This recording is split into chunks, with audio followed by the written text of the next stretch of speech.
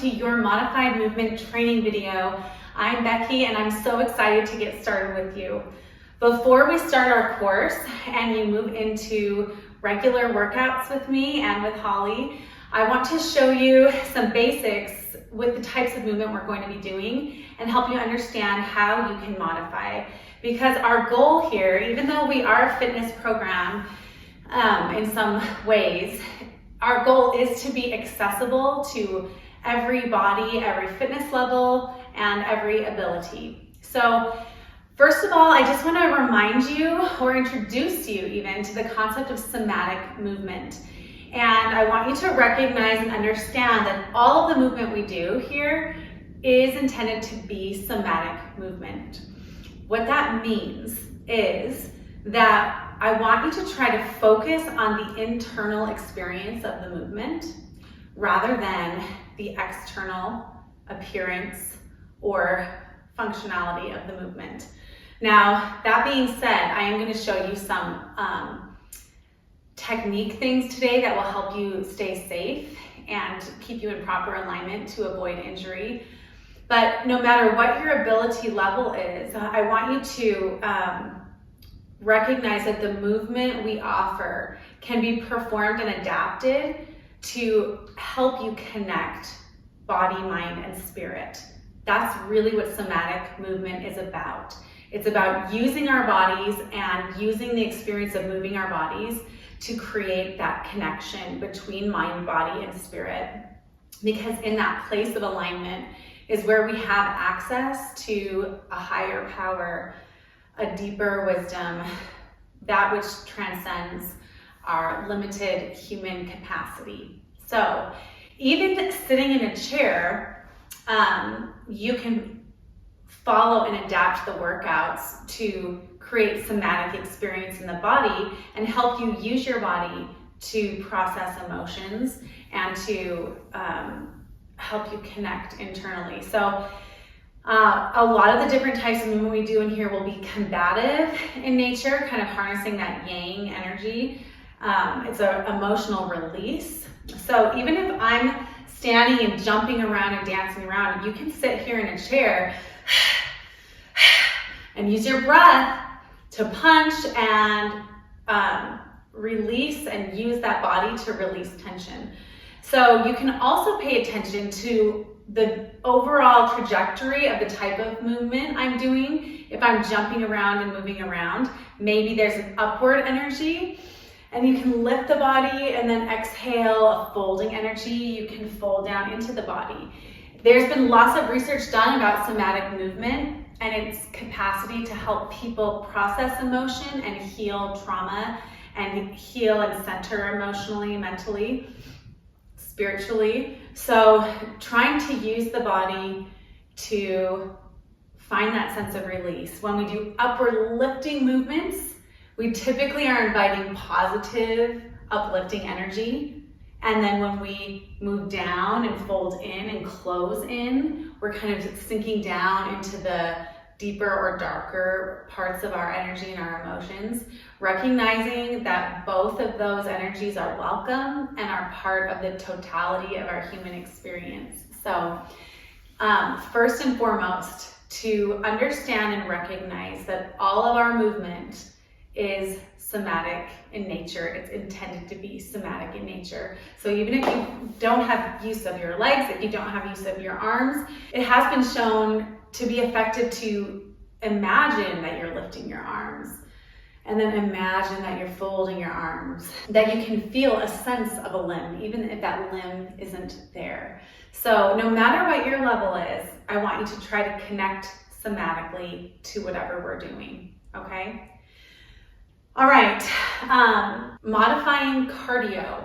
Just a little note on that. So when I'm doing cardio, I'm gonna get off my chair. When I'm doing cardio, I do a lot of bouncing. That's my natural energy. I have a lot of intensity and it comes out in the way that I move, and you'll learn that about me pretty quickly.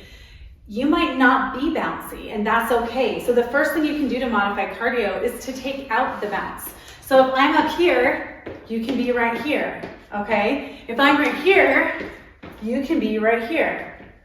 So anytime you take out the impact, which means the bounce, or the feet leaving the floor, that's going to be safer on your joints to take out the bounce. So if you have any issues or chronic pain around knees or hips or ankles, you can play around right away with taking out the bounce of the cardio.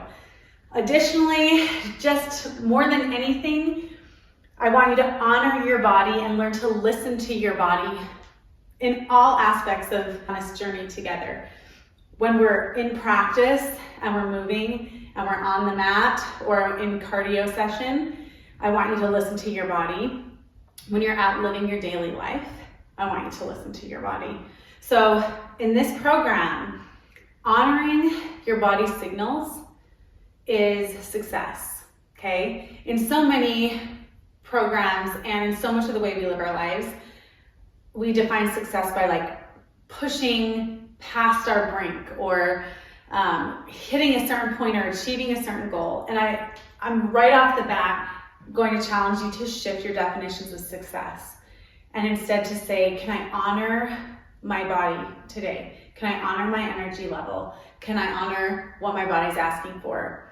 And trust that, maybe some days you won't feel a lot of energy, but there will be days that you do feel that energy, that you do move strong. And there's space to honor both of those places in yourself and to bring a little bit more compassion and acceptance to your life right where it is, okay? All right, I'm gonna show you some of these basic building block moves. So there's two kinds of squats. There's glute squats, toes are pointed forward, and we hinge at the waist, knees stay behind the toes.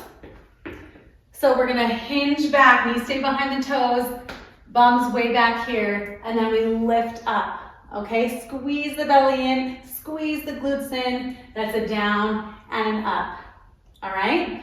That's a glute squat. One more tip that I missed on somatic movement is using your breath with the movement.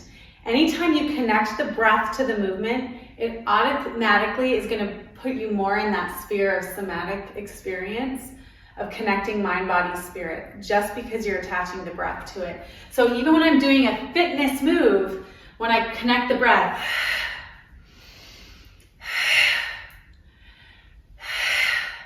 I'm creating kind of that different state of mind, that different state of consciousness. So make sure you're breathing with the movement. From a fitness perspective, when I connect the breath with my movement, particularly in toning, my muscles want to contract on the exhale. So we exhale on exertion. So wherever I put that exhale, my body is going to respond naturally with a deeper and more effective muscle contraction, okay? All right, we also do burpees a lot. Here's ways to modify burpees because I know burpees do not work for everyone. If you ever do not want to go down, you're going to stay in a squat, maybe tap it back, or just stay in a squat. Stay in a squat, tap it down while I'm dropping into a burpee. Okay, your squat is your modification for burpee most of the time, all right?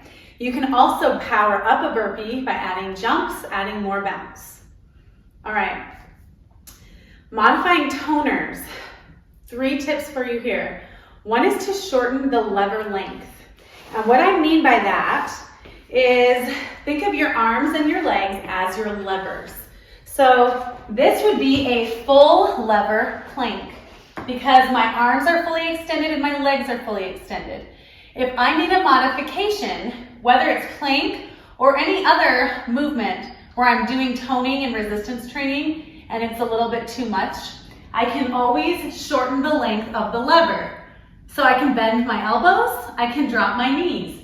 That's shortening the length of the lever, and it's gonna be a helpful modification, make it a little bit easier, okay? So another place you might see that is in Pilates. We work with our legs up sometimes, and we might do some leg lifting. So an extended leg lift is too much for your lower back or for your core. Try bending the knees. It's shortening the length of the lever by bending the knee, okay? So that's always a modification you can take. Another tip to modify toners is to decrease the number of reps.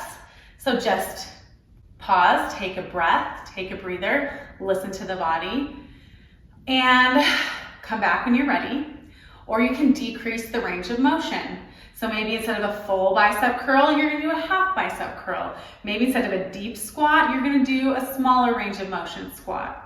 Again, the goal, success, is to honor your body and listen to your body, okay? And we're really working towards being able to honor the body and listen to our bodies without judging them. That's the goal. That's where we're moving to. So just a glimpse of that, and we're just gonna practice that for the next 4 months. Practice every day. All right, modifying yoga. Same principles apply. Shortening the length of the lever can come in handy on lots of yoga postures. Having equipment handy can really help with yoga and making some modifications that can help you in different postures.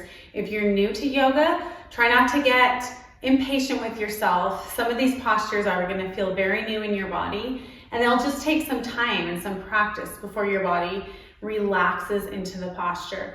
A block or a strap might be something that can help you get into more postures. A block, if you're in a standing posture, like pyramid, for example, and you're not able to bend all the way down, a block can help you hold yourself steady and keep yourself in proper alignment when you don't have the flexibility to bend all the way down, okay? Same thing with straps. When you're lifting legs or arms or trying to hold things up in the air, a strap can really create some stability for you. As far as overall equipment, you will want to have hand weights and you'll want to have a yoga mat. Other than that, we tried pretty hard to keep things just with you and your mat, really inexpensive, really simple. There's so much we can do with body weight as far as being able to work with all the muscles in our body. We really can use gravity quite well. All right, another tip for yoga is in a vinyasa. Here's your basic vinyasa. We inhale, hands and gaze lift. Exhale, forward fold, flat back. Drop the head, release. Inhale, gaze to the horizon, flat back. Exhale, hands plant. You can jump or step to the back of your mat here. So if you want to modify, you're going to take a slow step to the back of the mat, and then we're going to do a chaturanga. That's a tricep push-up. Elbows locked against the ribs. Don't go down lower than 90 degrees before you lift up, and then exhale, downward dog. Pedal through the heels. If you're new to yoga, you might look at that and be like, that is not happening, right? So here's a way to modify that. You can always modify. Inhale, hands and gaze lift. Exhale, fold. Inhale, gaze to the horizon. Exhale, hands plant. Stepping back. Instead of chaturanga, just drop the knees and exhale back, find child's pose. Rest in child's pose as long as you want to. And then when I'm coming out of downward dog, lift back up and then step back up to the top of the mat. Inhale, gaze, exhale, lift. Samasthiti. Okay? So at any time you can remove that chaturanga from that vinyasa series and go right to child's pose. In fact, in yoga, child's pose is your best friend. At any time when you feel like it's too much or you just need a break, go to child's pose. The goal is to honor the body, to listen to the body, to offer the body love and acceptance exactly where you're at. No judgment, no shame, just loving attention. And trusting that treating the body consistently with loving attention will get you to your optimal alignment in body, mind, and spirit. No crisis. All right. Lastly, meditation. For some people, meditation is very comfortable lying down in a Shavasana position. If that doesn't feel comfortable for you, if you have lower back issues, option to bend the knees and lay the spine out.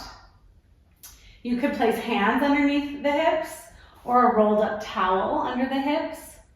You could sit in meditation. You can stand in meditation. There's really no wrong way to meditate. So you can play around with different positions and see what works for you best. Mostly during meditation, you want to create as much stillness in the body as possible so that the body doesn't become a distraction from this inner connection that's happening in a really beautiful and magical way through meditation. So in whatever way your body is the least distracting to you might be the best way to practice your meditation, especially as we get started. All right, this is your modified movement training. I'm so excited to have you, and we will be starting full force. So see you then and get excited. It's going to be an awesome ride.